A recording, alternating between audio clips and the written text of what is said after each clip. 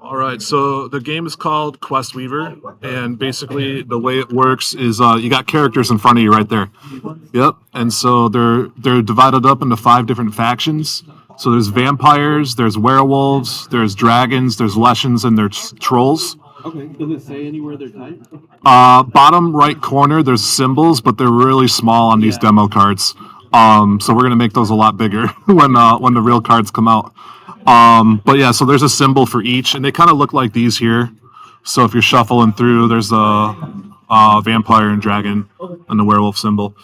There's also different classes of cards.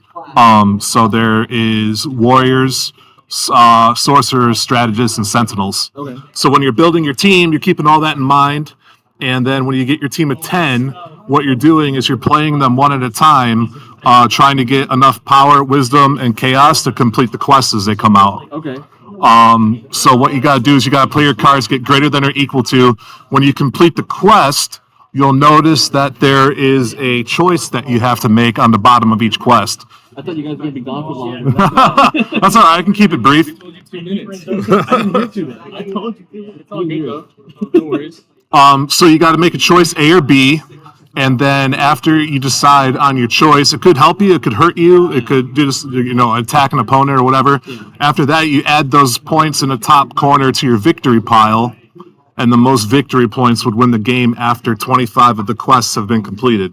So there's 45 quests total. You randomly pick 25. That's how you make the quest deck. There's 35 characters total, 7 for each faction. You pick 10 random, or not. You don't have to do it random. You can actually do it as a draft or however you like.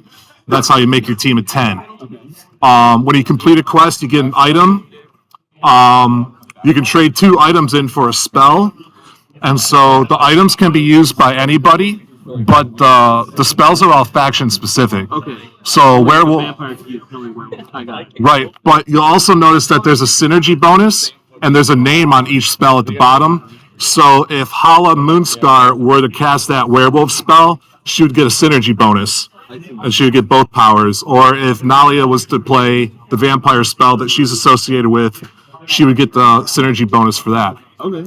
So that's basically how the game works in a nutshell. I can give you that. If you can follow me on Instagram, I don't mind meeting up at a place like this and going through a demo. Or the game's also on Tabletopia, so we could do it virtually if you want. You don't even gotta leave. The game's fully loaded on Tabletopia and free to play right now.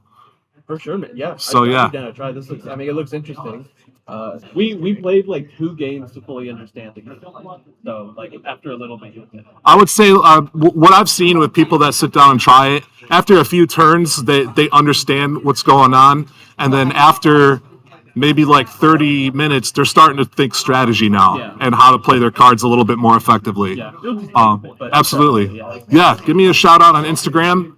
You can DM me on there, and we'll set something up for sure.